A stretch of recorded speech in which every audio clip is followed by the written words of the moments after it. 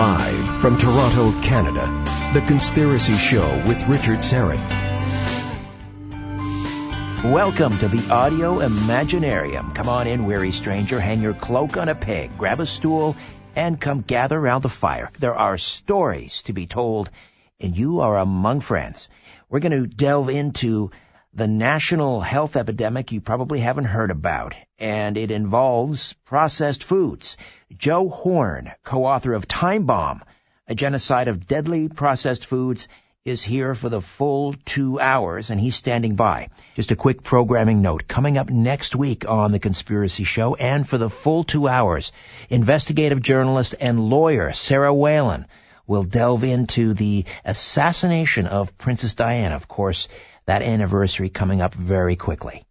As many as 80% of Americans are carrying a time bomb medical crisis in their bodies right now, unaware they will soon develop prolonged illness. Millions of North Americans are already exhibiting symptoms such as fatigue, migraines, brain fog, starting to sound familiar, energy spikes followed by crashes, digestive issues, hormonal imbalances, constant need for antibiotics, or even premature aging. Or maybe it's even worse. Maybe you've been diagnosed with diabetes, Crohn's disease, lupus, fibromyalgia, chronic fatigue syndrome, arthritis, food allergies, irritable bowel syndrome, or any one of many other debilitating conditions. If this is the case, you're going to want to pay attention to what my guest has to say as he reveals an entirely avoidable health epidemic more pervasive than anyone could have imagined. Joe Horne is a professional fitness and nutrition specialist. He's the COO of SkyWatch TV and a best-selling author of the groundbreaking book Dead Pets Don't Lie, which we'll also delve into perhaps in hour two. Joe Horne, welcome to The Conspiracy Show. How are you? Hi, Richard. It's so good to be here. Thank you. Good to have you. So this book began with your own personal health crisis. Tell me about that. So that whole list of symptoms and issues and autoimmune diseases and potentially cancer, all of those things that you just mentioned are a byproduct of what I discovered the very, very hard route. My journey through almost 20 years of various autoimmune disease, inflammatory conditions, digestive issues, GERD, acid reflux, the inability to digest and break down food, chronic fatigue, adult acne. I'd get these boils on the back of my head. This goes on and on. It starts in my early teens. This would follow me into my late 30s.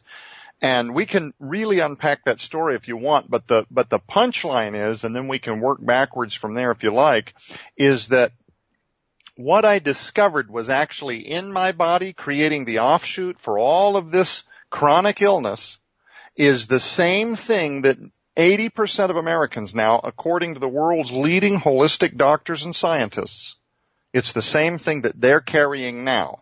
Many of them, Richard, totally unaware of this reality. They might be seeing the subtle symptoms that you outlined at the opening of the program. Maybe they are beginning to experience what they've been told is premature aging or the constant need for antibiotics or fatigue. Those are some of the more generous, easy to deal with symptoms and side effects.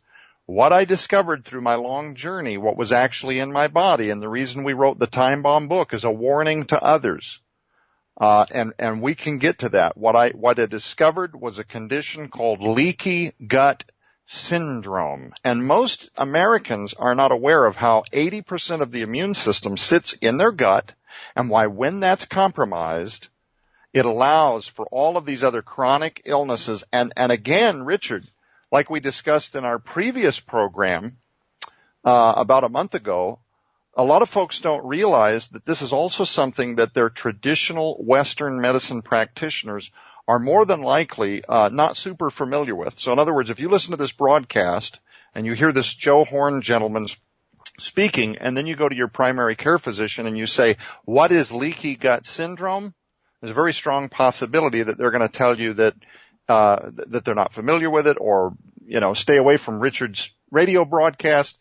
But I'm here to tell you with a lot of validation, a lot of credibility, and holistic healthcare professionals that contributed to the Time Bomb book. And here is Here is the evidence. It speaks for itself. The millions of Americans that are now listening to projects like Time Bomb and works that are similar to this project, with the work of natural doctors, holistic doctors, and the simple discovery of what leaky gut syndrome is and how to reverse it, they're experiencing the remission now of diseases like lupus, Crohn's disease, various autoimmune diseases, fibromyalgia, various pain syndromes, food allergies, irritable bowel syndrome. The list goes on and on and on. Right. So you tell me where you want to dive in, but that is essentially the overview. My health collapse, 20 years of autoimmune disease. What I discovered through natural medicine was actually the underlying root, and the reason we wrote Time Bomb was to help set other people struggling free. So it's a time bomb, but it sounds like it's a time bomb with a very long fuse. It can be for some. Some people will vaguely recognize symptoms and then a massive bombshell goes off in their life. Others will, maybe their path looks a lot more like mine, where it starts subtle and by the time, 2 decades have passed, their life becomes almost indescribable or insurmountable, or they're dealing with depression or... Yeah, go ahead. Right. No, you told me that you would feel an attack coming on, and the pain was unimaginable, like 11 out of 10. There were times, yes. So over the 20 years, I was about 16, and I first started experiencing some digestive issues. And I won't go into the details, but a couple of the episodes in the restroom were quite alarming. I would pass blood, and then I would rush to my parents, what is going on? I'd go to my primary care physician. He would say, this isn't terribly unusual, not super common at 16, but it's probably hemorrhoids, something to that effect. No colonoscopy was prescribed, and we just took the word of the doctor, we're all going to be fine. And it turns out that there would never be an official diagnosis for that. But my digestive issues would carry on, and I would learn later in life these were probably tiny polyps, like blisters that were getting aggravated with food. I wasn't drinking enough water. In fact, ironically, when I went to see that doctor, I went in and he said, to his credit, the one question that he did ask me, he's like, how much water are you drinking? And I said, well, I'm not drinking, what do you mean, water? And it really took me for a minute. I said, because in my mind, I'm 16.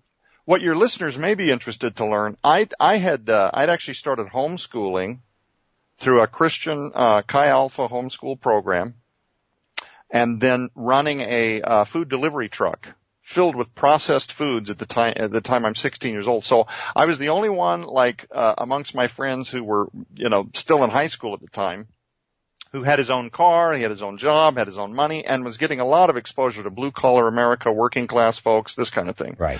But he says, how much water are you drinking? And I drive a processed food truck all day. I'm eating, microwave burritos and bags of chips and candy bars. Good stuff. Just garbage, right? And I'm drinking pop. I said, well, there's water in pop, right? He says, you need water, Joe, just water. You need just water, too.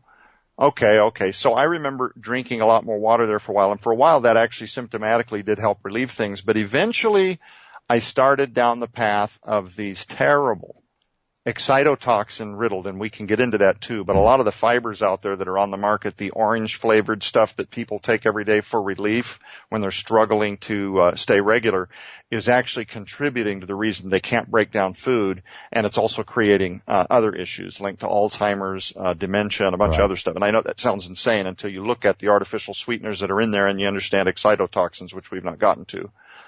So I start developing these digestive issues. By the time I'm in my late 20s, Richard, and I'm just skipping over a decade because this goes on and on and on. I now live on various artificial fibers. I now add to the collection prostatidynia, chronic prostatitis, and this is the pain I was referencing earlier, inflammation of the prostate. They would find this through urethral scopes. At this time, I had now had my first colonoscopy to try to rule out colon cancer because I was having some other issues with digestion and occasionally, again, passing blood. And I'm in my 20s. It's not super likely, but they go ahead and take a look. And this goes on and on and on. The prostatidynia alone, at times, in my mind, for no reason at all, Richard, I can't feel comfortable describing what type of pain specifically that creates, other than to say that it is the most sensitive parts that a man can possess. Right. It was just, in my mind, random, but the inflammation in my prostate would be so heavy that in particular, the pain was inescapable. And I was always really resistant to going down the path of taking, mood altering drugs and opioids. I was always really concerned about going down the path. I had friends that had done this for other chronic pain, and I had seen some of the side effects develop. So you add to this, eventually I get diagnosed with another disease called diverticulosis. And for those listeners out there that aren't familiar with what is diverticulosis, these are weak spots in the large intestine. These are little protrusions. Think of like a balloon that's been inflated and deflated 1,000 times. Eventually that tissue gets very weak. And so these little protrusions are like grape-sized, give places for bacteria to linger and then become infected with what is known as diverticulitis. So the condition is diverticulosis. The infection that you get is diverticulitis. And that is treated with antibiotics. The antibiotics, of course, tear down. Again, I don't know any of this at the time, but just as a side comment so your listeners understand, every time you do a round of antibiotics for something like diverticulosis, you kill both the healthy bacteria in your gut flora that you need for your immune system, as well as the negative bacteria that they're trying to target with the antibiotics. So it becomes a vicious cycle, because now you're not breaking the food down properly, and it's probably feeding into the whole issue here. And I was told when I had my third colonoscopy now in my early 30s, that when you've had 3 bouts, this is what they told me. They said, when you've had 3 bouts of diverticulitis, for most people it means that the portion of your intestine that is creating the infection needs to be removed. And they encourage you to do this proactively because they tell you if you mess around with this, and I quote, these weak nodules, these weak protrusions can break at random because of the inflammation. This is the weak spot in your large intestine. Fecal matter will drain out into your body. You'll become septic and you may die before you can get into emergency surgery. So I walked around. That's one of the nuanced reasons for the title in the book Time Bomb, even though that book is not a biography about me. There's a portion of it dedicated right out of the gate to kind of setting the table so that people do know that I did experience many, many autoimmune disease, various digestive issues, acid reflux, GERD, the list I went over earlier before. But again, nobody ever mentioned to me diet. They never mentioned lifestyle. None of the traditional medicine practitioners that I had every kind of urologist. I had every kind of urethral scope, 3 colonoscopies by the time I'm in my early 30s, CT scans. They would put iodine in my body to try to track to see whether my kidneys were performing the way they wanted to see them perform. You were dying. It's absolutely right. I literally was dying. There were also things, Richard, that I did not know were happening to my body. So chronic fatigue, well, this is just part of aging, I'm told. This is hereditary. This is genetic. And I would ask questions. What is happening in my body? Why the scans? Why nothing is ever revealed? What is this disease called? This can't just be diverticulosis, right? And people would say these are things that are hereditary, they're genetic, there is no cure. In fact, I was told to basically manage my expectations, and one doctor even asked me, very sweet woman, she really meant well, but this is where she was coming from. She said, Joe, can you learn to live like this? Because I think worrying about it is doing a lot of damage to your health as well. And hold on, Joe, I gotta take a quick time out here. We'll come back and we'll find out how Joe sort of righted the ship, how he got his health back. Time Bomb, a genocide of deadly processed foods. Joe Horne, the co-author, right here on The Conspiracy Show. Stay with us. When in doubt, blame the government. You're listening to The Conspiracy Show with Richard Serrett. We are back with Joe Horne, the co-author of Time Bomb, a genocide of deadly processed foods, a national health epidemic more pervasive than anyone imagined. We should mention the co-author, Ali Anderson. So you outlined the litany of health woes and the dire condition that you were in. This one basically undiagnosed, or properly, it was not properly diagnosed. So how did you get yourself back on the right track again? Well, I didn't without a tremendous price. 2017, in January, I ended up on an operating table. In an operation where inevitably in my mind, half of my colon was being removed because of the disease diverticulosis, in a surgery where I could have died. It could have gone either way. Now, I'm still here, but here was the catch. In order for me to agree to that surgery, I had to believe, Richard, and I see this. This is another reason I wrote the Time Bomb book with Allie Anderson, who's, by the way, a certified private investigator. Her role in the book was fact-checking and making sure that every part of it was completely real. Just quick side note. But anyway, so I did not reverse this thing because I was clever enough to find the answer. I had to almost die first and get desperate enough to stop thinking the same way I'd been thinking. Now, my wife had been telling me all up leading to the surgery, Joe, you've got to consider natural medicine. You've got to look at holistic medicine. Hey, she says, there's a guy online. I've discovered a Dr. Josh Axe. He does webinars about gut. Maybe you could get some health. Maybe you could get some help, some tips about your gut. And I'm not listening to her because I'm telling her, look, honey, if you're healthy, this was my thinking, if you're healthy and you can keep that going, maybe the natural option is something that would work for you. But once you're this far gone, once you've got the chronic illness like I've had, you got to realize, Richard, almost 20 years, 17 and a half years of this goes on. The autoimmunity and all cascading and becoming much more frequent, much worse. My belief meter that drinking, in my mind, drinking green tea was going to do anything for me just wasn't palatable. I couldn't wrap my hands around it or hold it or see any real evidence of it. I was totally ignorant to what people do in homeopathic, naturopathic style. Totally ignorant to the whole thing. My mind is, and that again, this part of the Time Bomb book, so many Americans believe this way, that natural medicine is for those that have already got their bodies going, they're healthy, and they're just kind of maintaining through diet and things like that. But that if something serious develops, right, you need a dramatic intervention. Cut. And by the way, I should say there are times where, and we don't need to get into all of this because it would take up half the program, but just so that your listeners know, there are times where I do save for Western medicine intervention. I think if a person's in a car accident and suddenly they need trauma services, the wonderful men and women that rush to those scenes to help these people survive are heroes, and they do this every day. The surgeons that are there to put people back together, it's incredible. 100%. If you do have something that needs attention right now, let's say your gallbladder has ruptured and now it's you need that dealt with right now, and no amount of herbal tea is going to change that once it's at that point.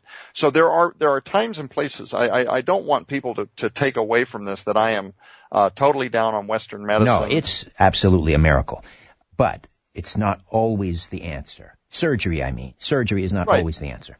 But in my mind, because of the time bomb and because I've been told, someday this thing is festering. If it blows, you'll die, or maybe you'll die. It'll be a gambler's chance. This lives in the back of my head. And I know that so many people listening to this program right now are out there struggling maybe with something similar. They know exactly what it is to live with that constant little voice of kind of nerve-wracking anxiety reminding them of their condition. Maybe they'll worry that it'll advance. Maybe they feel like every day if they don't get it rescanned or something that maybe potentially it's going to become worse, or something that is an autoimmune disease will suddenly turn itself into something more nefarious. I do know what it's like to live like that with that constant feeling of the axe above your head.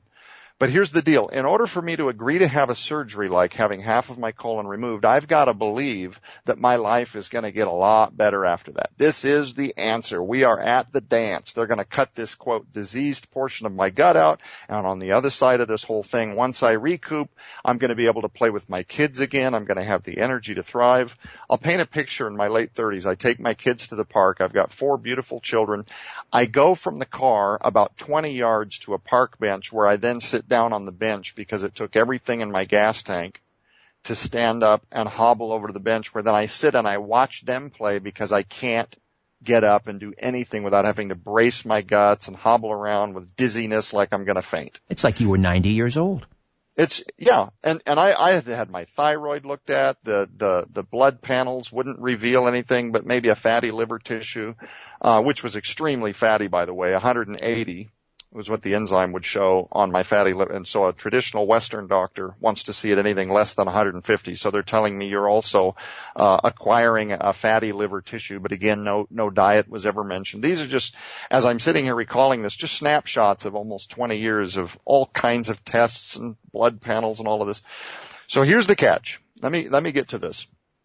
I have the surgery. My symptoms, get this, get much, much worse. Oh, dear Lord. You had half of your large intestine removed? Yes. The recovery, by the way, was much more difficult. It could be that I'm just a big baby, but it was way more difficult than I suspected it was going to be. You know, I remember, God bless him. I think he's a good guy. If he's listening to the program, I hope and pray that he would never take any personal offense to this. But I remember sitting in the surgeon's office, and he's showing me pictures of models with colostomy bags and MMA fighters with colostomy bags, and he's telling me, you can do anything, you know, even if you ended up, by the way, thank God I don't live with a colostomy bag, but it was presented as, this is one possibility if the surgery doesn't take, or if they have to take out more than they think they're going to, you know, you could wake up with a bag like this. That's the other thing. I mean, so you imagine, to agree to that surgery, I've got to believe this is going to improve my life, right? And it didn't. And that must have just been, I mean, no. That must have been devastating. Absolutely. It was devastating. And it took about 4 months after the surgery to realize that this is not just healing, that there is something. In fact, I started to think maybe, even though it wasn't likely, because at the time I didn't know anything about how colon cancer manifested. I didn't know how it felt or what it did nothing. I'm just thinking, my God, there's got to be something in there. Maybe they've missed it. And even though it didn't seem likely, I had them order another colonoscopy. And they went in and didn't find anything. And so I'm back to, we don't know why you have this inflammation. We don't know why you have this pain. So I'm on the phone with my friend Mark Taylor, who is really well known on the internet and television. In fact, they've got a movie coming out, I believe this September, called The Trump Prophecies. And we don't need to get into the politics of any of that tonight, but the point is he's the subject of a film. He's known really well on the line, on the internet, as Mark Taylor, the fireman prophet. Oh, I think we had Mark on, didn't we, Ian? Yes, we did. We had him on. We talked about that. That caused a bit of a firestorm, I'll tell you that much. Despite what what folks out there believe about his worldview, I will tell you, behind the scenes, you could not know a more generous and sincere person, despite, what issues you might take with his theology or whatever. I love Mark. He's a great friend. If I call him at 1 a.m, he's got my back. He's my friend. But Mark is telling me, Joe, you're talking to the wrong people. Because I'm laying this whole thing out. This is after my colon surgery, man. I don't know what's going on. I'm falling apart. My inflammation's never been worse. No chance at any kind of regularity. I'm eating yogurt, Richard. As an almost 40-year-old man, all I could stomach was like yogurt and occasionally maybe a little box of wheat crackers. I'm not right. And pain and inflammation is much worse now. So I'm talking to Mark, and I said, man, I don't know. They have literally told me the only other option for me is like psych meds and maybe opioids. Something for my head and something to make me forget about the pain. And I just resisted and kept on. And talking to Mark, he says, you're talking to the wrong people. Then he shares with me privately that he had a very similar path. Now, this is where the listeners out there, and I hope that this is where they begin to soak up the hope that is in the Time Bomb Project. He says, Joe, and he starts to share his own path through a whole bunch of stuff I'm not at liberty to share. Lots and lots of similar symptoms, but also some other ones I didn't experience. And he starts to tell me how his life was doing the exact same thing. 4 urologists in a row. They couldn't figure out why he was having intimate pains and all of these things. He says, Joe, I went to a naturopathic doctor, and for the first time in my life, I got relief, and he really put me on course to a natural healing, and I became a believer. My skepticism was tabled, and I don't go back now to traditional medicine. I said, are you kidding me, man? And so he reveals things like adrenal fatigue. If people know Mark's story, he was in bed for almost 4 years off and on. There were times where he would go a whole week without being able to eat food. His adrenals, he was at stage 4 adrenal fatigue, which again is not something that a lot of regular Americans out there are even familiar with. The phrase, what is adrenal fatigue? Well, there's 4 phases of this. The fourth one means bedridden. You start living with hypertension. You start walking that very close line to having a stroke and not knowing about it at stage 4. All of these things that we've talked about, the chronic fatigue and fibromyalgia and all of these hormonal imbalances, Crohn's disease, I don't think we had these 50 years ago or 60 years ago.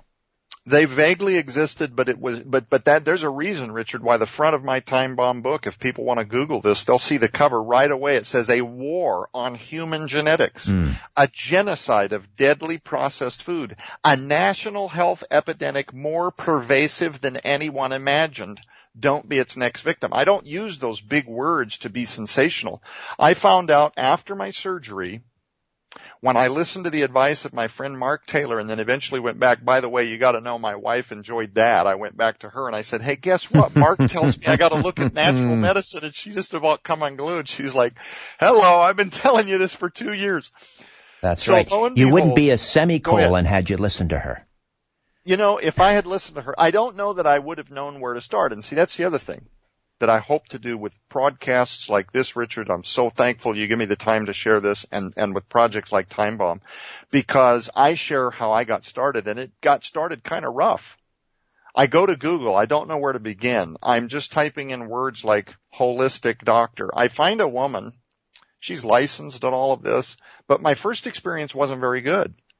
In fact, all she did was raise fear. I would go in on my first visit. She would say, give me your history. Tell me everything. So I start at the beginning. And by the end of this, she's just got her hands on her forehead. She's going, oh my gosh, Joe. You got to realize, Richard, I go in, I'm already anxious. I'm already sad that I've done all of these things. Great bedside manner. Great bedside manner. She says, I can't believe you let them do a CT scan to you. Don't you know that iodine creates cancer? And I can't believe you let them do an MRI to you. Don't you know that the magnets create cancer? And I can't believe that it's just on and on. Oh, they cut you out. Well, the titanium could have had XYZ on it, which creates cancer. And I can't believe all of this. I'm like, okay. So I leave and I go back to Mark. I had 3 visits with this woman. And he says, dude, she's terrible psychological first aid. And I said, explain. He says, well, as a retired firefighter, they train you. You don't show up at a scene with an accident, a stab victim or a gunshot victim and say, wow, that looks really bad. I'm not sure you're going to make it. Exactly. You can't tell them that it's going to be fine because you don't know, but you have to say things that are helpful, like, hey, help is here. We're going to do everything we can. Are you comfortable? Hey, help is coming. You're trying to help, right? So anyway, along comes this holistic doctor. He's not a holistic doctor. He's actually a doctor of chiropractic medicine, but he's also an expert in herbalism. And he has a ton of degrees in things like being able to fuel the body. I can't recite exactly every credential that he has because there are several, but the point is, apart from acupuncture and a whole bunch of other stuff, he's an expert in fueling your body's ability to heal itself naturally. We're going to delve further into that in just a moment, Joe. We'll take a time out. Time Bomb, a genocide of deadly processed foods. Joe Horne lived it, and he came out the other side, and he'll explain more when the Conspiracy Show returns. My name is Richard Serrett. Don't go away.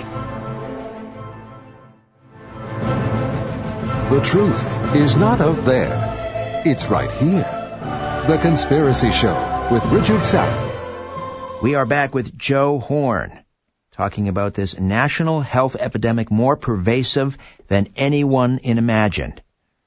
How the USDA and FDA have failed to clearly label deadly ingredients in most of America's processed foods. We'll learn how to easily read and interpret food product labels so you can avoid toxic ingredients. He'll provide some powerful insights from health professionals for maintaining superior physiology. We'll talk about the frightening truth behind GMOs never meant to be consumed by humans. And again, the book is Time Bomb, a genocide of deadly processed foods. So, Joe, you got matched up with the right holistic doctor.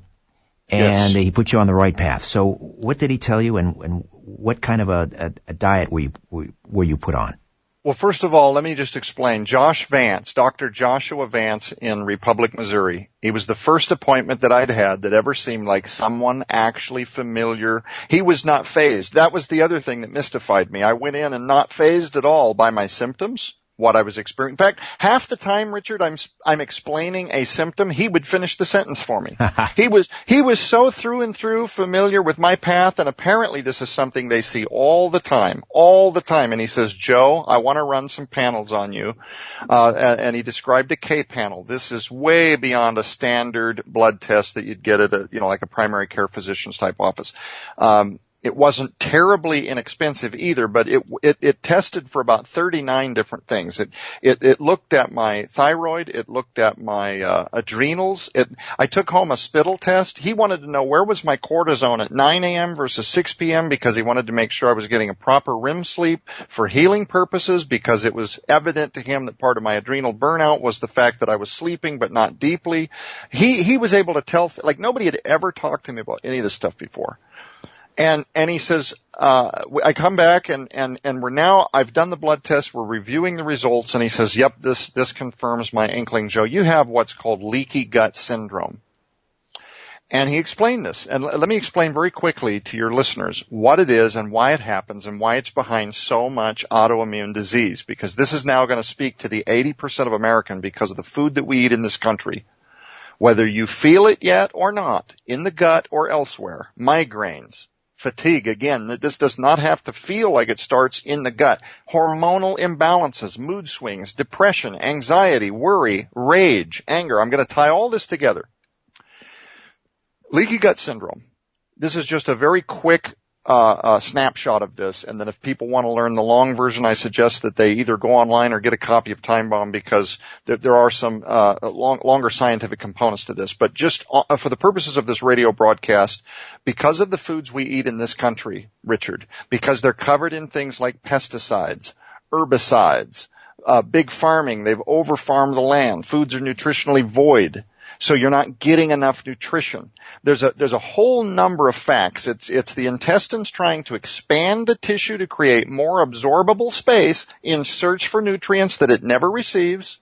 Talking about the oddball vitamins that you need, like K and E and B. Yeah, they're not in the soil. They're no longer in the soil. We're North America, a continent with an epidemic of obesity, but we're starving to death. That's right. Our food, so when your body, even if you're overweight, your body can still be completely in a starvation mode, even if you're binge eating garbage, because it's searching for nutrients that it's not getting. This is where a lot of cravings come from. Your body's constantly telling your brain it's time to input more because it's constantly on the search. One of the most anomalistic things people will ever experience if they ever challenge themselves to get off of the kinds of foods that they're addicted to and just eat clean foods, first of all, they'll start to taste how wonderful they are. Like right now, if you just sit down cold turkey after your lifestyle of pizza and pop and stuff like this, pretzels and candy, and you try to eat a super clean, salmon with nothing on it, rice with nothing on it, vegetables with nothing on it, you're like, my palate is dead. I can't taste any of this stuff. And you want to start dousing soy and salt and because you're trying to taste something. Well, anyway, you'll start to appreciate the flavors that are actually in foods, especially if you're eating clean versions that have nutrition in the first place. But anyway, getting back to leaky gut syndrome, because your body is in search for nutrients that it can't receive, that's one reason that the intestines will inflame. But they'll also inflame because they're often attacking themselves, and here's how. Because of the pesticides, the herbicides, the artificial dyes, the food coloring, the preservatives, ingredients like TBHQ, tertiary butyl hydroquinone. That's just one example of a cancer-causing preservative that's linked to kidney disorders, liver disorders, about 7 different brands of cancer, and it's in almost every kind of noodle pack, ramen, soup can, almost anything in a can that's using a fat to try to preserve the contents, or these little meals that you can leave out in room temperature that sit without being peeled open for 6 months. How does that happen? Exactly. Well, right? This is a short segment, so we got to duck away quickly, Joe. We'll come back and dive further. Time Bomb, a genocide of deadly processed foods. Joe Horne, co-author, right here on The Conspiracy Show. Stay with us. We're back with Joe Horne, and he is with us for the full show, both hours. And so give us the name of these preservatives and these, what do you call them, excitotoxins that give this food, it's supposed to give it some flavor? Yes, before we went to the break, I was talking about tertiary butyl hydroquinone as one example of just one preservatives of the dozens and dozens and dozens, by the way, that the FDA regards as safe, and they are known to cause cancer and create all kinds of autoimmune disease, liver dysfunction, kidney dysfunction, cyst development, tumor development. They know all of this stuff. But I rest my case. We're in an age of personal responsibility where we cannot rely on the government, big brother, institutions. There are no benevolent seekers out there that are watching out for you. This has got to be done on your own, which is, by the way, why Time Bomb is detailed in its orientation towards label reading and how to see beyond the smoke screen. Excitotoxins, let's get to those in just a second, if you don't mind, Richard. Yeah. Let me finish leaky gut syndrome. I'll do this very quickly. Because of all the garbage that's in our food, our bodies were never meant to break these things down. The pesticides, the herbicides, the preservatives, et cetera, the artificial dyes, never meant things like glyphosate on wheat and all of our crops. This is a weed killer that large corporations are putting on all of our crops. Our bodies were never meant to be in contact with this stuff, let alone ingesting it every day of every week, and that's most Americans. That's why now the world's leading holistic doctors and scientists believe that 80% of Americans have compromised their gut, and many of them don't know this yet, that's why they're carrying their medical crisis time bomb around. They just haven't discovered it yet. When your body cannot digest food particles, and because it's trying to absorb nutrients that it can't receive, the lining of the intestines expands. Think of a chain link fence now with lots and lots and lots of little pass-throughs. Think of a fence, right? Right. With all those little openings. Undigested food particles slip through the actual tissue in the intestines, and it slides. So undigested food slides through the intestines into the bloodstream, where the body then tries to pick them up and filter them out using your filters like kidneys and the liver. These are foreign. They are not food particles. These are things that your body was never meant to try to absorb or digest. And so because of the inflammation, undigested food particles and chemicals slide through the lining of the gut into the bloodstream, where then the immune system tries to start cleaning them up and filtering them out. This is the first step in your immune system becoming constantly hyperactive and then eventually overreactive in the way that it begins to attack itself. This manifests in things like arthritis, people that suffer Crohn's. In fact, I've got a friend right now who's reversing his Crohn's because of the steps in Time Bomb. Now, let me ask you this. This yes, is a controversial one, but when I first started hearing about leaky gut syndrome was from Dr. Andrew Wakefield and the Lancet Journal article that, was the shot heard around the world about the possible connection. That's all he said. He didn't say this causes this. He said we need to look into the connection between MMRs, that cluster of vaccines that you can't get individually. You got to get the MMR and the possible connection between that, leaky gut syndrome, and autism.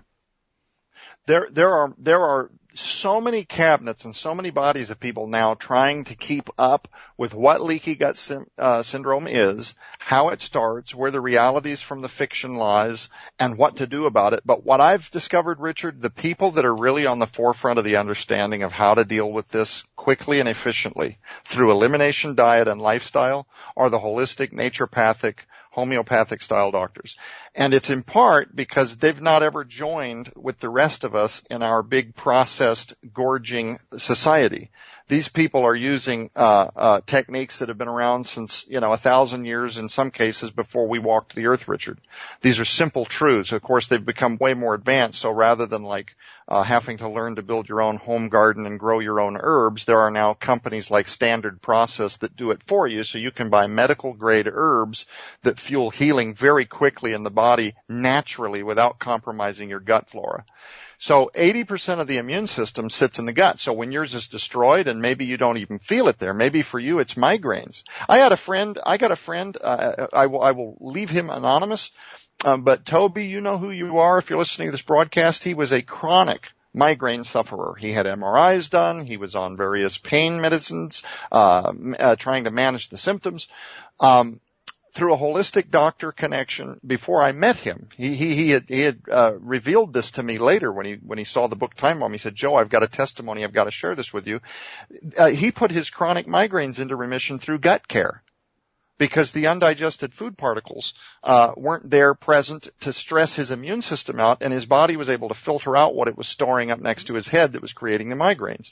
It was also able to correct his hormones through gut care. So these people that, like, I'm telling you the truth, when I went to see Dr. Joshua Vance, it was such a hopeful visit. I went in feeling like I was the white unicorn, that the white buffalo, the rarest of all of men, the anomalistic person with the indecipherable slew of things that they'd never discover. And he just grinned and loved on me and was so positive and told me, Joe, you don't have to live like this. So here's the deal. Whether your listeners are out there tonight and they're thinking, man, I just have never heard of this leaky gut thing. My mom's a doctor. She's never heard of it. The point is, this is what I tell folks. Whether you decide for yourself later that leaky gut is or is not a thing, whatever it is that has to do with digestive issues and autoimmune disease, when you love your gut and you take the steps to reverse what it is, that Western medicine, by the way, can't provide a better explanation for, and you start to see for yourself that things that you've been told or conditioned to believe are genetic or hereditary or irreversible are, in fact, reversible. Things like fibromyalgia, lupus, things that people suffer from constantly that experience at least an avalanche of improvement to the quality of their life, if not full remission right away within the first year. I think the results speak for itself. So whatever it is, put whatever label you want on it. The point is, when you love your gut, when you heal your gut, and when you eat clean foods and you get off the processed stuff, it is unreal what the body can begin to reverse and heal itself from. And that is the prevailing hope behind things like Time Bomb. But Richard, part of it is also understanding. You had mentioned excitotoxins. There's a lot of stuff that people do to themselves every day to continue injuring themselves, even when they think that they're doing the right thing by eating the right foods. And I'll give you an example. If you go to a restaurant and you think, hey, I'm going to do the healthy thing, I'm going to eat a chicken Caesar salad. Right. By the time you eat leafy greens that are covered in pesticides and herbicides, and a chicken that's pumped full of growth hormones like Prozac, which is an arsenic, that also, by the way, survives the cooking process and ends up in your body, and now your hormonal systems are trying to cope with it. This is one of the reasons we see so many young girls now developing breasts way earlier than our parents' generation did, because their hormones are already being tinkered next to right out of the womb. What's happening is you're getting all of these exposures to pesticides, growth hormones, et cetera, et cetera, et cetera. A chicken. How do you get a chicken to full maturity in 30 days rather than the normal natural 3 to 4 month cycle? How do you think that's done? You have to artificially pump it full of growth hormones that survive the cooking process. So there's hormones, there's pesticides, there's preservatives, there's excitotoxins. Yes. What's left to eat, a lot of people are saying, and can I ever go out and eat at a restaurant again? So, yeah, the artificial sweeteners, and this is way, way, way beyond just the diet sodas, although that is one of the most consumed and guilty sources of an excitotoxin. But, Richard, let me explain what they are. They're non-essential amino acids that stimulate the taste receptors or your taste buds, quote unquote, into believing that it's having a more rewarding experience than it is. This is how a lot of companies create that signature taste that you become kind of bingeable towards, the kind that, you sit down to watch The Walking Dead and you get that hankering for that potato chip that you love or that specific beverage that you love. And it's in almost everything. It's in almost every salad dressing. It's in almost every food spice. You can't even buy like hand-rubbed seasonal spices for your steak barbecue at home without them, often the companies trying to sneak in ingredients like, quote, spice, which is MSG, which is an excitotoxin. But here's the danger behind these artificial sweeteners. The pink stuff that you put in your tea at the restaurant, the stuff they're slipping into your food, the stuff that they're slipping into your meats. They're putting the stuff in meat patties now. It's in crackers. It's in almost everything now as a way to enhance the flavor, because we've come so taste bud numb in this generation. We need something we can taste. We're all looking for something we can taste at this point. But the excitotoxins, what they do, Richard, is they cross over the blood-brain barrier. and they stimulate the pleasure centers of the brain into believing that you're having a more rewarding experience than you are. That satisfied feeling that you get temporarily when you've eaten this stuff that makes you feel like that really hit the spot. That was really satisfying. The blood-brain barrier was put there for a reason. I'll give you an example. If you took a bunch of narcotics and passed out, your body, even if you're totally unconscious, would still keep we would call them automatic processes functioning. So your heart keeps beating, your lungs keep rising, you're breathing, the heart and the body work together with the lungs to distribute oxygen to the extremities. This is all done so that you don't die. Well, that is your brain sitting on the other side of the blood-brain barrier that keeps it coherent enough to function you out of something that your frontal lobe is totally divided. You're spinning the rooms all over the place. Maybe you're out of your head. But the blood-brain barrier keeps the part of your brain that keeps you alive functioning. Does that make sense? It does, absolutely. It's the adult in the room. That's right. So when you have these excitotoxins, and you're talking about children's fruit snacks, pops, you're talking about like all the stuff that I mentioned before, food dyes and all this stuff. When the excitotoxins cross over the blood-brain barrier and stimulate, this is the part the listeners really need to grab a hold of. Stimulate the pleasure centers of the brain, telling you that you're having a more rewarding experience than you are. They literally fire 6 to 8 hours after the time you've consumed them, and they stimulate the electrical centers of the brain that are sending out those signals. They stimulate them unto death, which is why they give them the name excitotoxins. And I have a quote. If I don't know when you're going to break. I have a quote. We got about a minute and a half, 2 minutes here. Yeah. Let me leave you with this. The last 2 minutes. Dr. Edward Brown, who is a medical professor at the Parker University in Dallas, Texas, he said this about MSG. This is just one example of one excitotoxin. He said, when we eat foods laced with MSG or diet drinks sweetened with NutraSweet, the body is flooded with these excitatory neurotransmitter substances to a level 5 to 20 times greater than normally present within the blood. This neurotransmitter excess can cause repetitive firing of neurons, and when this continues without rest, neurons can eventually fatigue and die. There's growing evidence that these artificial food additives accelerate neurodegeneration in the individuals with a genetic predisposition to a condition such as Parkinson's disease, Alzheimer's, and dementia.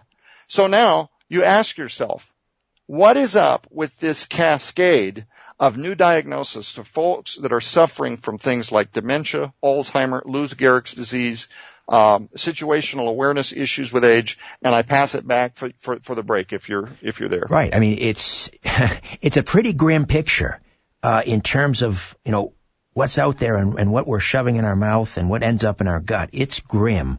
We'll take a time out. On the other side, let's spend a little bit of time talking about how to get out from under this and how to eat clean, because that sounds, on the surface, it sounds really difficult, but I'm sure it's much easier than we think. I'm hoping you're going to give us some good news. I will. Joe Horne is the co-author of Time Bomb, a genocide of deadly processed foods, a national health epidemic more pervasive than anyone imagined. Let's come back on the other side and let's get into this. And time permitting, we'll also talk about what we're feeding our pets, too.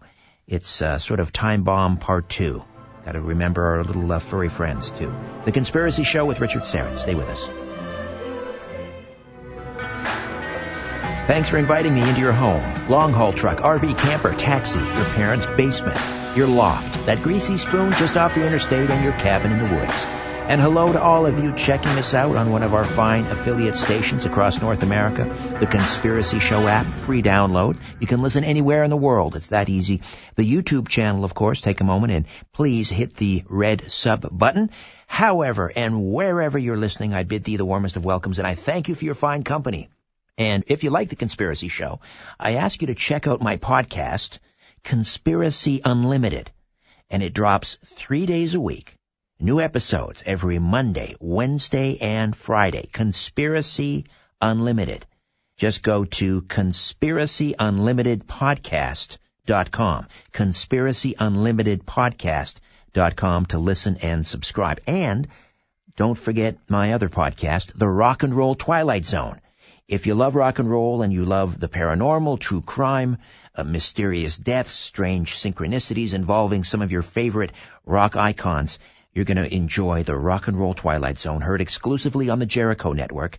That's Chris Jericho from WWE fame. And it's available at Apple Podcasts and Google Play. New episodes of the Rock and Roll Twilight Zone drop Wednesdays at midnight, 12 a.m. Eastern. Enjoy.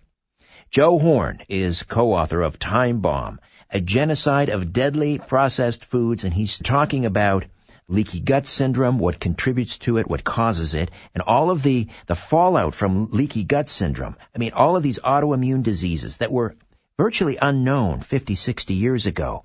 Arthritis, diabetes, lupus, chronic fatigue syndrome, fibromyalgia, Crohn's disease, dementia, Parkinson's, all caused by leaky gut syndrome, according to Joe's research and that of his co-author, investigative journalist Ali Anderson. And we were also talking about what is contributing or causing this leaky gut syndrome, and that is the preservatives in our food, the excitotoxins in our food that cross the brain-blood barrier, the blood-brain barrier, and also hormones, pesticides, all of these things. So the question is, how do we eat clean? How do we treat our gut? How do we heal our body through food? So, Joe, let's begin that discussion. First of all, when you go to places like Google, and honestly, I have OCD. Sometimes if I'm not careful, I'll get to talking so fast, my head will move faster than my lips can keep up with. Well, the same is true with research.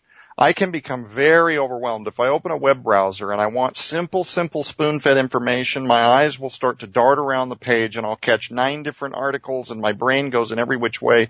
And pretty soon there's this, and this is what a lot of folks do, there's this mountain of almost indecipherable evidence, or what they perceive to be evidence, making all cases in a big circular dispute kind of thing. Cognitive dissonance, yes. They don't know what's real. Well, this guy says it's fake. This guy says you don't have to worry about it. This guy says this causes cancer, but this group says it's not real.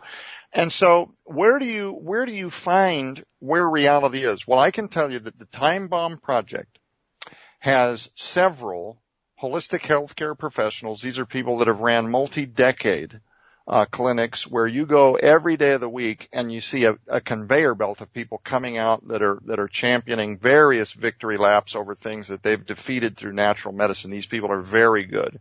One of the people that advises me is a licensed nutritionist. In fact, you've heard of Steve Quayle, I'm sure. Oh, yes. Terrific guest. It's possible you've interviewed him, but I his have. wife, Loretta, is one of the smartest people and greatest resources I've ever known in terms of natural healing. I mean, she is smart like a laser beam. Dr. Ralph Umbriaco, he also contributed to Time Bomb, and Dr. Matthew Sams in Branson, Missouri, he also contributed. These are guys that contributed both to the research and the information that's present, but also contributed chapters as well. They actually wrote chapters on how to find the right. There's a phrase out there called CAM, C-A-M, and it stands for Care and Alternative Medicine.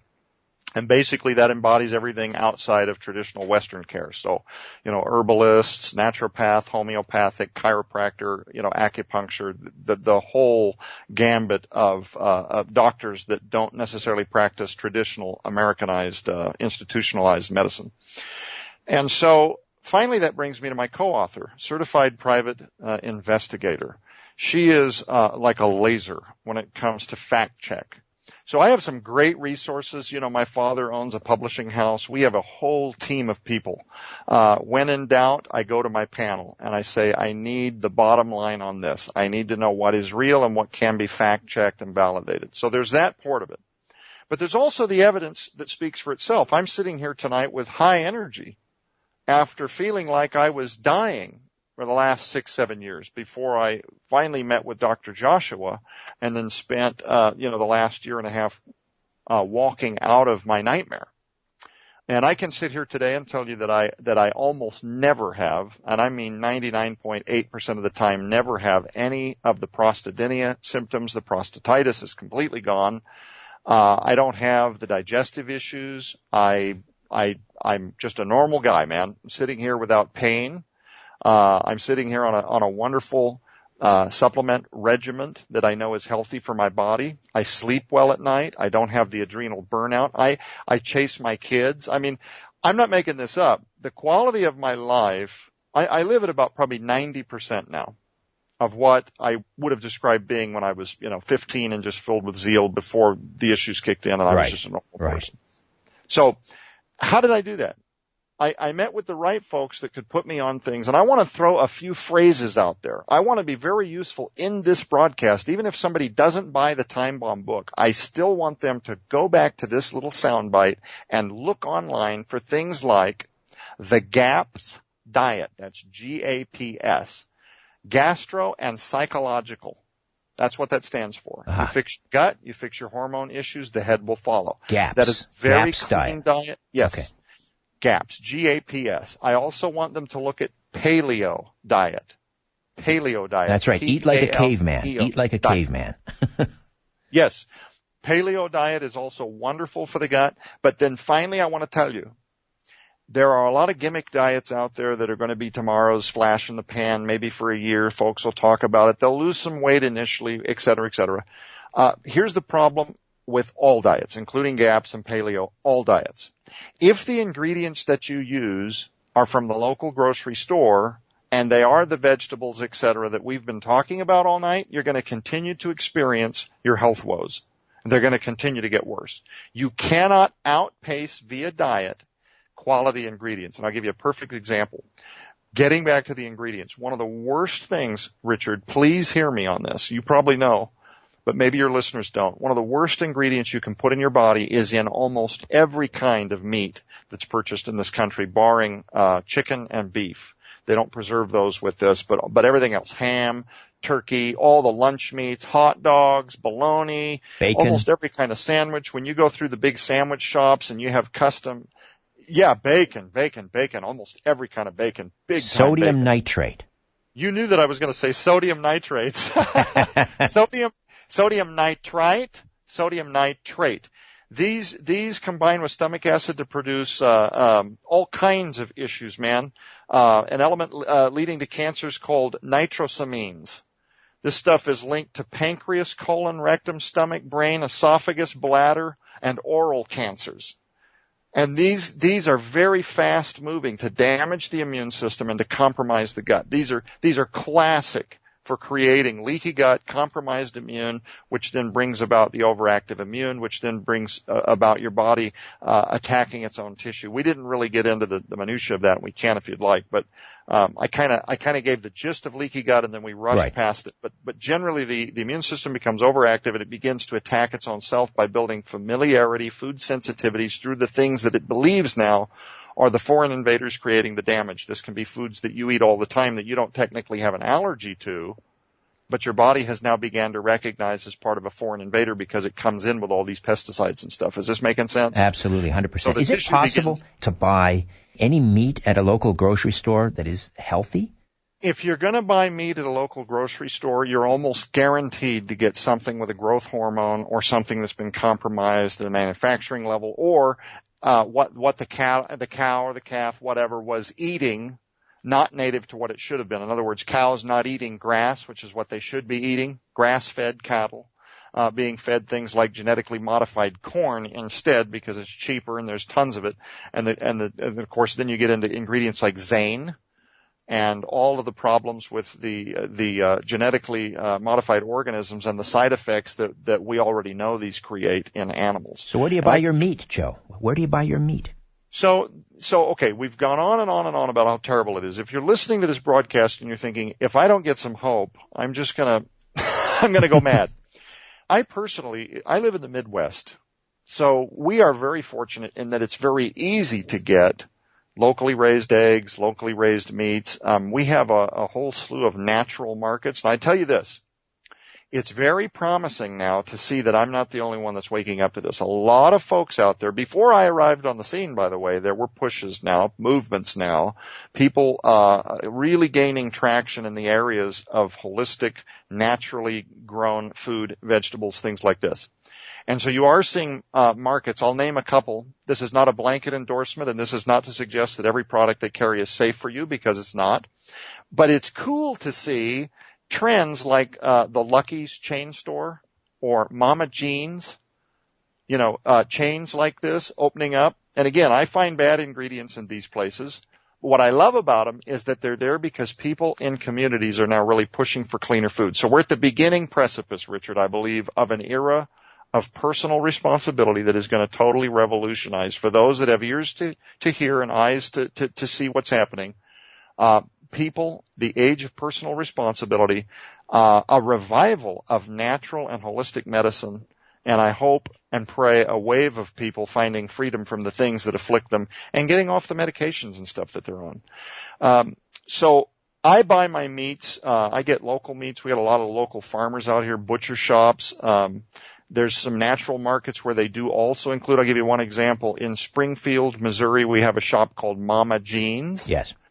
And they do have, they've got some hot dogs that are quote kosher, and they're advertised as being, not organic, but, farm raised, grass fed, no colors or dyes, which is kind of a tricky way of making you think it's got to be healthy, but they don't mention on the front of the package, no artificial preservatives. You flip it over and you got sodium nitrates. Uh-huh. So you got to be careful. But here's the point. They do carry local meats, and every Tuesday and Friday or whatever day we've been in there many times, there's a guy down there. He's a local guy, and you can usually tell because the packaging looks homemade and all of it's FDA compliant, but they're also organically certified independently. It's like a job interview. Interview your butcher or your grocer and find out whether they're going to tick all of these boxes in terms of eating clean. We'll take a time out. Joe Horne will be with us. We'll do another segment on this, and then we'll talk about Dead Pets Don't Lie.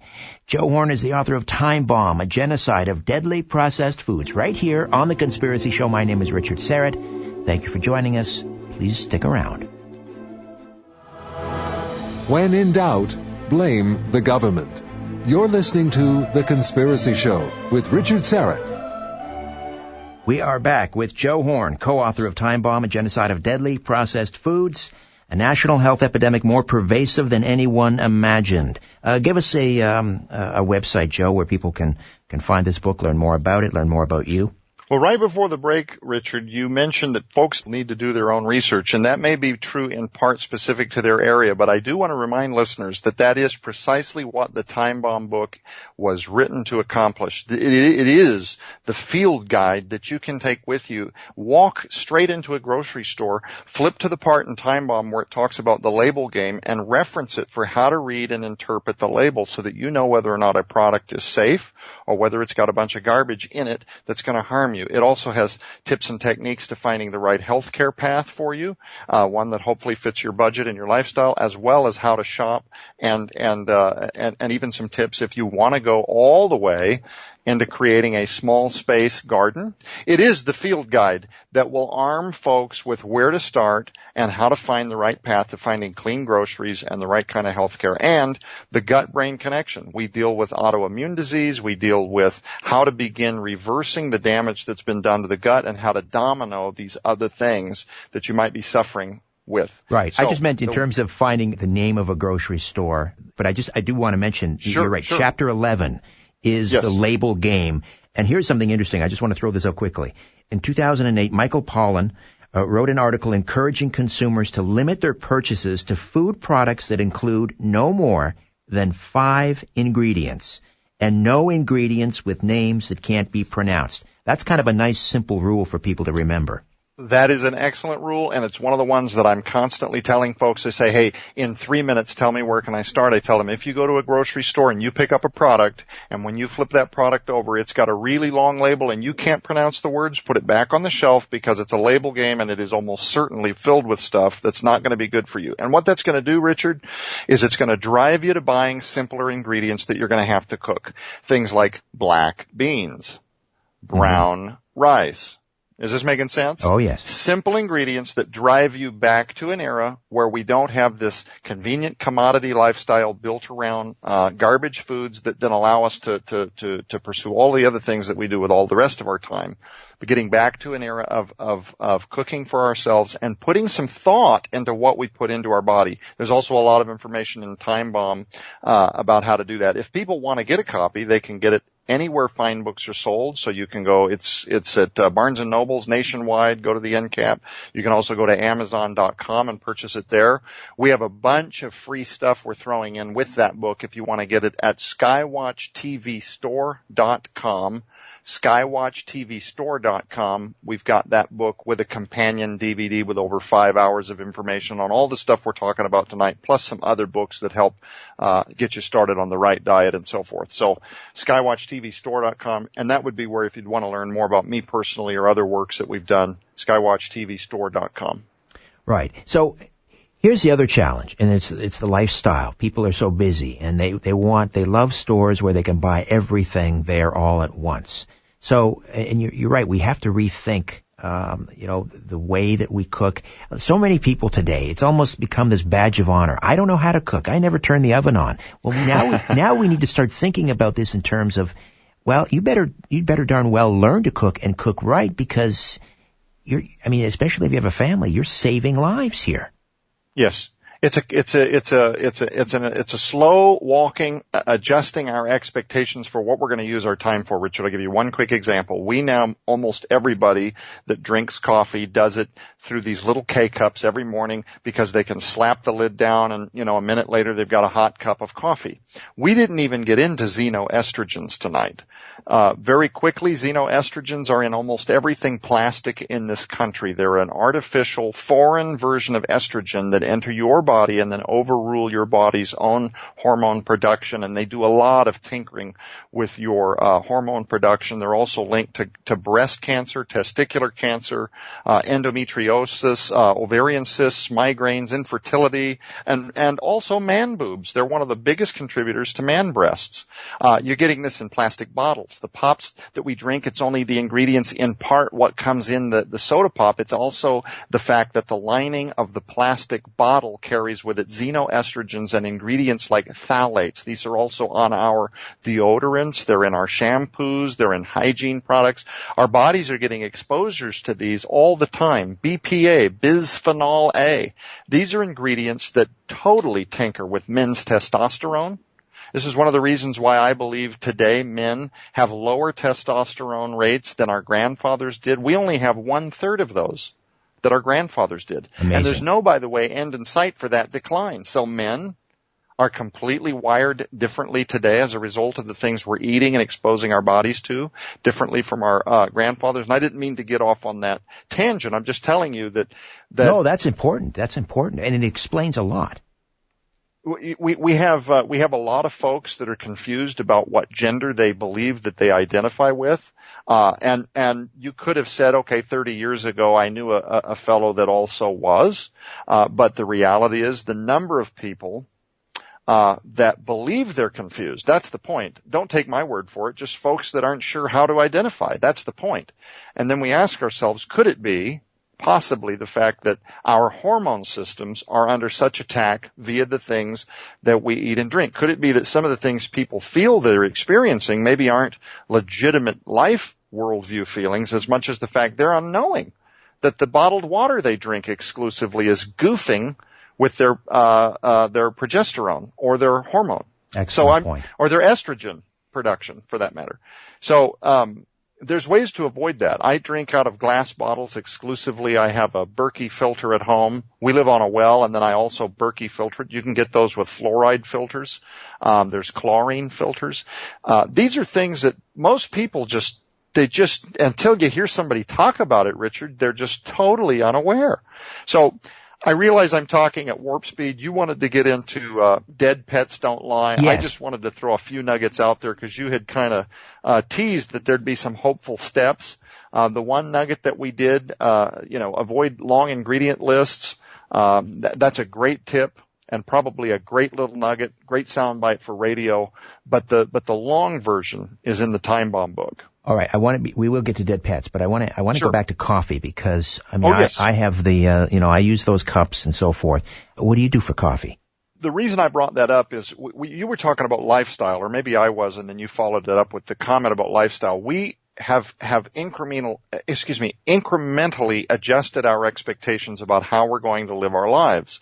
We're no longer an agrarian society. Most of us don't farm. We don't get outside. We don't do very much. We live these sedentary lifestyles behind computers and inside buildings. And even if you're active, you don't get enough sunlight, which means you don't have enough vitamin D exposure through the skin and so forth. They frightened us not to go outside, Joe. We're not to go outside. Well, yeah, okay. We could go totally into the conspiracy and talk about chemtrails if you want, but we'll do that in another show. We'll do another show. Different show. But here's the point. You mentioned coffee and lifestyle. So when I grew up, it was nothing to brew a pot of coffee. That was just what you did. And my grandfather marveled at how quick that was, because he's hand grinding with a non-electrical hand grinder at the age of 90, these coffee beans. And then he's, remember they'd call it hobo style coffee. You would just boil the grits, the coffee grits in the water, and you drink it all, right? Right. So then they come up with these tricky coffee mates, and man, oh man, look how simple you can put the electrically ground beans into a machine like that, and then it'll filter the water through, and you get this clean cup of coffee. That's insane. That's so quick. You can do it in 20 minutes. Well, then my generation comes along. Well, that's not fast enough. We got a faster way to do this. They invent the K-cup, which is totally taken. I got to be honest. I was smitten by that a few years ago. I thought, this is a gimmick. It's not going to be handy. I'm not going to like it. And the first Christmas I had my new K-Cup machine, who I will not mention brands and so forth, I had a full spread. I'd gone back to the store before my holiday was over and had a full spread of holiday flavors, cinnamon this, eggnog that, minty this, all coffee, different brews, morning brew, evening brew, dark roast, Colombian roast. And you could pop one in and just hit the go button. And it was like, this is the funnest, coolest, easiest way ever. I had no idea, though, that 70% of the plastics that make up the plastics in this country, including the things that are in all of our environments, the mouses that we use for our computers, our steering wheels, our plastic bowls and plates that we run through the dishwasher, that all this stuff is riddled with bisphenol A, BPA, and ingredients like phthalates that enter our body and then do like we talked about before. They're an imposter xenoestrogen that tinker with and overrule very powerfully, I might add, our hormone production. But what about these coffee K-cups that they're coming up with now that are entirely biodegradable? There's no plastic. I've not caught up with any of that. Okay. I abandoned the whole notion. And my point was, let me make this succinctly because I feel like I've gotten off track here. My original point was my grandfather, he marveled at the advances, 1980s and 90s, just a standard coffee pot that most of us used forever.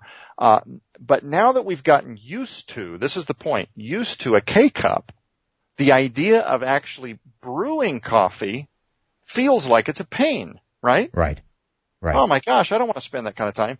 Well, we've done that, Richard, incrementally with almost every aspect of our life. And the one thing that we've not left any room during the day for is prioritizing what we're actually going to fuel our bodies with. That's true. Most people just assume that some benevolent government agency like the FDA is going to regulate foods to make sure that they're safe. And there's this they. How many times have you heard people talk about this they? We do that a lot on this show. They would never allow this. They would never do that.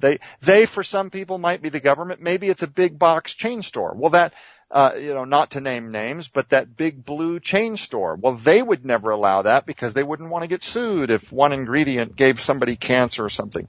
And I'm just here to tell you there's not enough time. It's a whole 2 other programs talking about where the FDA is, where label ingredients are and where they've failed.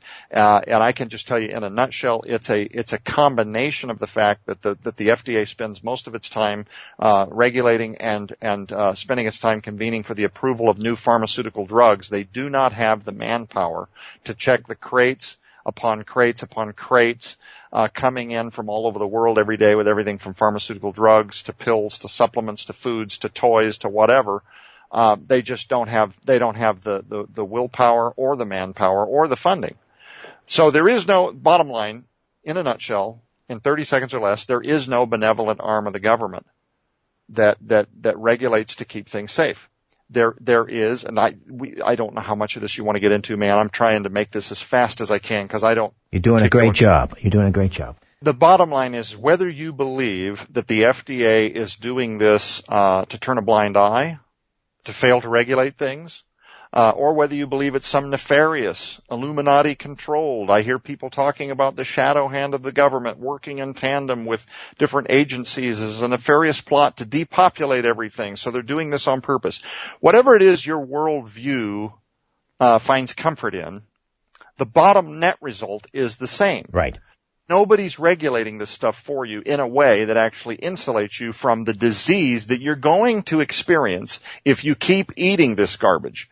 Not whether or not, maybe for you it'll kick in at 50. Maybe for you it happens much earlier in life. But the reality is at some point, you cannot expose the human body to the chemicals and to the pesticides and to these ingredients, these carcinogens, these disastrous cancer-causing ingredients without eventually experiencing side effects. And maybe you're one of the lucky ones that gets away with maybe an autoimmune disease. Maybe you're one of the unfortunate ones that ends up with something more nefarious. But the bottom line is there is hope. And if you're out there struggling, if you're out there dealing with autoimmune disease, if you're one of the ones with fibromyalgia, lupus, chronic migraines, irritable bowel syndrome, inflamed bowel disease, right. Crohn's, ulcerative colitis, there is hope if you avoid these chemicals and you get yourself on a path of natural supplementation and a holistic lifestyle. Joe, thank you. We'll take a time out, come back. We'll talk about Dead Pets Don't Lie. Joe Horne, right here on The Conspiracy Show. The truth is not out there. It's right here. The Conspiracy Show with Richard Sarah. And we are back with Joe Horne discussing processed foods and how to eat clean. Now, there's the other book that you wrote, Dead Pets Don't Lie. It's kind of time bomb, but for our furry friends. What do we need to know about the, let's say, is it dog food primarily, or do you deal with cats as well, or? It's all of the above, but the two groups of people that seem to be the most astonished. In other words, if you had a farm animal and you learned later there was some nefarious ingredients going into farm feed, most of the kinds of folks that might learn of that may not have a big interest in it. The ones that spend a lot of money on what they believe to be boutique, first-class, world-class, top-of-the-food chain feed for a cat or a dog, those are the families that I find that are the most astonished when they learn what's actually in the food, and at first find it hard to accept until I explain how this is done. Would it shock you if I told you that right now all across the United States, in big box stores, I'm not talking about obscure little feed stores for the farmer with some unknown brand. I'm talking about major name, constantly on television, constantly promoted with commercials and so forth, promising that your breeds will breed better and that you'll win the blue ribbon if you feed them our feed, and that the vet recommends our brand. This is scientifically formulated to meet with all of your pet's needs.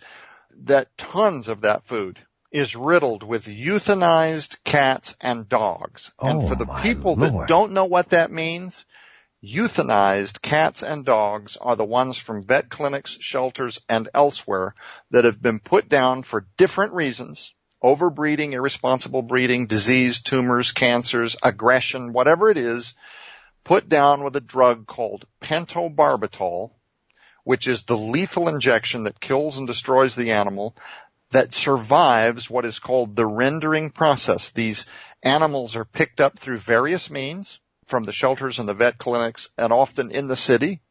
Breed bans, confiscated dogs, all this kind of stuff. Various dogs end up in what is known, cats and dogs, by the way, end up in what's called a rendering plant, where they are then essentially mulched into a fine, what is called a protein powder, and then sold to big name commercial pet food companies. Wait a minute. I find that hard to believe because, let's say, for example, you take your dog to the vet and he's in pain, he's suffering, you have him put to sleep. They usually cremate the dog right there. I mean, and you can ask for the ashes. Some people don't, they have them interred there at someplace out back of the vet. So who's picking up these animals? I mean, is this even legal? It's completely legal. In fact, I'm glad you asked. So some families elect to keep the ashes. Some people are willing to pay for cremation results on the spot. Others are mortified and they just simply don't ask where the animal goes after the fact. And there are thousands upon thousands upon thousands per month that end up like that. This also includes, though, roadkill. A food animal. What is a food animal? This is farmers that are growing animals for different reasons. Some of this is supposed to make it to human feed and various things, chicken nuggets, et cetera, et cetera. But the animals become unfit. A food animal is any animal unfit for human consumption. So this could be chickens with tumors, cattle with growths, lesions, protrusions, oozing out, all kinds of malformities that we don't need to get into. But the point is, animals that are already dying, or maybe they've been discovered dead, people that work for the city. I've got information here. Keith Woods talks about, he wrote an article called The Dark Side of Recycle for Earth Island Journal, where he talks about the raw product and what rendering plants are, and people that work for the city, and they describe the stench. Richard Mayer, the division manager of the Valley Collection Area for the Bureau of Sanitization of the City of Los Angeles, says, and he's describing his role in the city sanitization department, where they go and they pick up animals from the road, from the ditch, animals that have been hit by vehicles, and also animals that are just found upon dead in neighborhoods. But he goes to a rendering plant, and he says this. He says, and I quote, "The volume is about 120 dead animals collected a day throughout the city." This is in Los Angeles. Oh, my. He said, "Once we collect a sufficient quantity of animals, they're then taken to a rendering plant.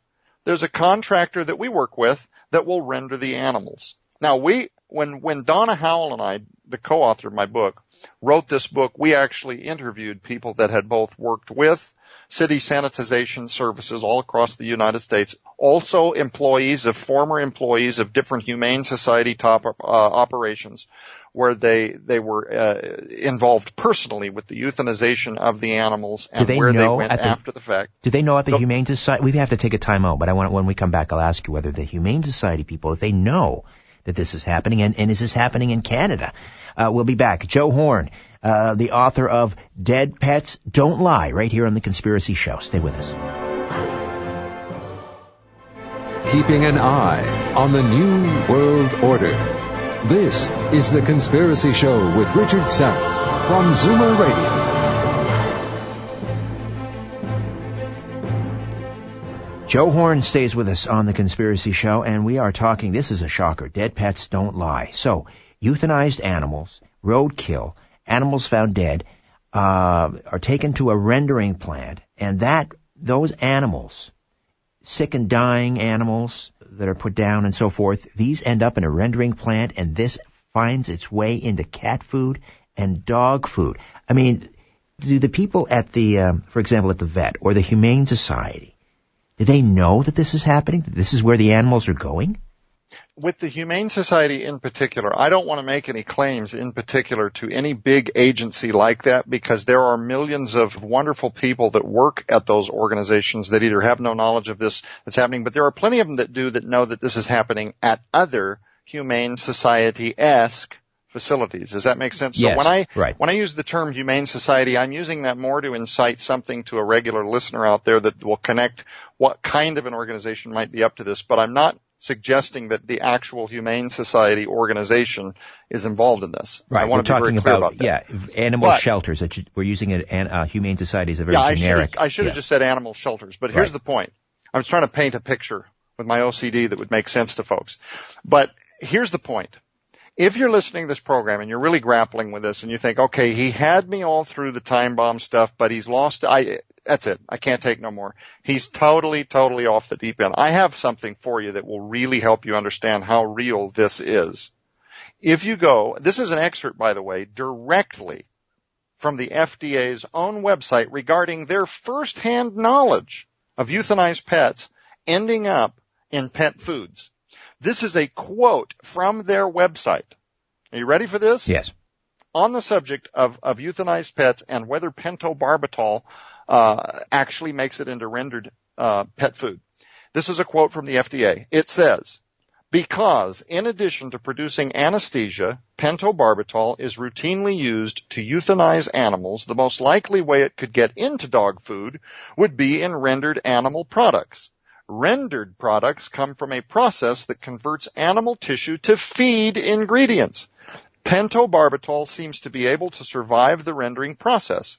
If animals are euthanized with pentobarbital and subsequently rendered, pentobarbital could be present in the rendered feed ingredients. They're not even pretending that they don't know that this is happening.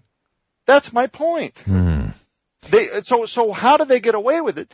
They are banking, they meaning the big commercialized pet food organizations and stuff like this, the big pet food conglomerates are banking on your response being, I just can't accept that. That is over the moon. We're living at the loony bin. There's no way that happens. No way that my trusted, long time, highly recommended by the local pet, there's no way that's happening. And I'm just telling you that it is happening. That's the old saying, right? The big lie is protected by public incredulity. Yes. So that's the reaction that they're hoping. And by the way, in the rendered animals, they don't take time to sort these out. These often include, by the way, supermarket rejects. So like foods that went over the expiration date that we can't eat, I'm talking about old fish, old chicken, they're picked up by these rendering companies. Many of the big grocery outlets, where do you think all this food goes? They don't throw it in the dumpster. Where does all that, with the thousands and thousands of pounds of expired meat, where does all that go? I'm talking about all this stuff. It is literally soylent green when it comes to what we're feeding our pets. And ID collars, plastic tags, flea collars. These are all still on the animals when they're going up the conveyor belt to get dumped into the mulcher. And by the way, when these expired supermarket reject meats go into the rendering process, they're not taken off the styrofoam tray. They're not separated out from the label. This is the plastic tray. This is the saran wrap that goes over the top. It's the old meat. It's the plastic. It's the labels. It's the ink on the label that tells you what kind of meat it used to be. Anyway, I could go on. I mentioned Keith Woods earlier. He wrote an article, The Dark Side of Recycling, for Earth Island Journal, and it goes on and on. It says, this is just for those with the stomach to hear this. It says he's describing his experience visiting a rendering plant. His name's Keith Woods in his article, The Dark Side of Recycling. He says, the rendering plant floor is piled high with, quote, raw product, unquote. Thousands of dead dogs and cats, heads and hoofs from cattle, sheep, pigs, and horses, whole skunks, rats, and raccoons, all waiting to be processed. In the 90-degree heat, the piles of dead animals seem to have a life of their own as millions of maggots swarm over the carcasses. Two bandana-masked men began operating Bobcat mini dozers, loading the, quote, raw, unquote, into a 10-foot deep stainless steel pit. And that is then, of course, rendered into the protein powder that we're talking about. Protein powder. Now, how do we identify that on a label? I mean, it's not. Is it going to say protein powder? No, it's not going to say Sparky. No. It's not going to say Rover is in here. No. So anytime you see, by the way, in the Dead Pets Don't Lie book, we talk about a major lawsuit, and I do name the company by name. I won't do that on your show for liability reasons, but in the book, there's a major company that we identified just 3 years ago that was in a major lawsuit. One of the most expensive pet foods on the market. This is the second time they've been caught doing shenanigans like this, where they had a guaranteed protein analysis on the bag of like 33%, but an independent competing dog food company were suspicious that they were being underhanded. So in an effort to damage them, and they successfully did so, they had an independent laboratory audit the ingredients and found that 17% of the protein analysis was actually poultry byproduct, feathers. Stuff that the dogs can't even absorb or do anything with, but it weighs a lot. So you put it in the feed, it makes the bag feel like you're getting something. And their excuse, by the way, their response when this went to court, because this ended up in court, was that their distributor had been dishonest with them about the ingredients. Well, if you believe that, then it makes the company that's willing to charge you $80 a bag for dog food completely ignorant. If their excuse is, well, we just didn't know that what we were selling you wasn't really food, because our distributor wasn't being honest with us. Right. What does that say about their quality control? Should you Exactly. be paying $80 a bag for a company that doesn't have any quality control? Are there But clues? The point is, are there clues on the go ahead. labels, though, Joe? Are there clues that we can look for? Yes, there is. So when you're reading a label, if you flip a dog or a cat food over and you see ingredients like meat or bone byproduct, meat, bone, meal, meat and bone meal, meat, bone byproduct, poultry byproduct, beef byproduct. Anytime you see the byproduct, that now opens up this huge caveat where it can include and is not limited to all the things that we've been talking about.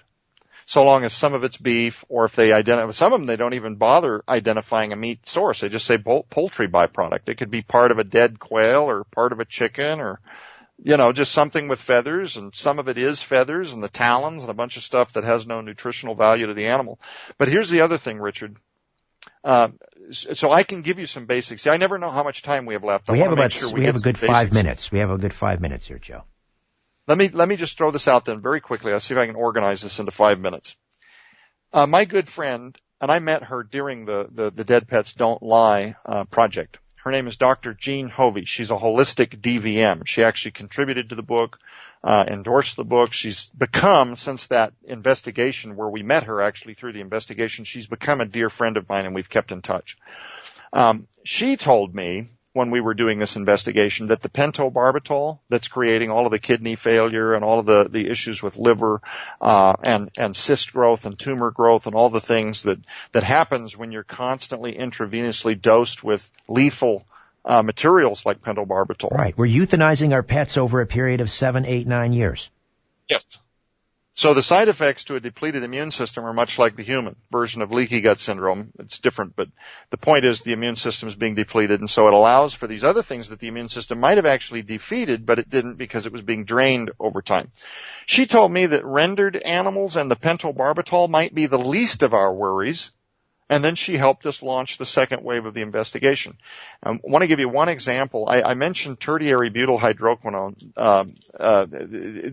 This contains petroleum-derived butane. They're using this in human food and in pet food. Linked to precancerous stomach tumors in labs, causes all kinds of damage to the DNA because the dogs and cats are trying to adapt to it, to absorb it. And we're damaging the true genetic lineage of a lot of these breeds that are in trouble now, like the German Shepherd, the Chihuahua, and the Black Labrador.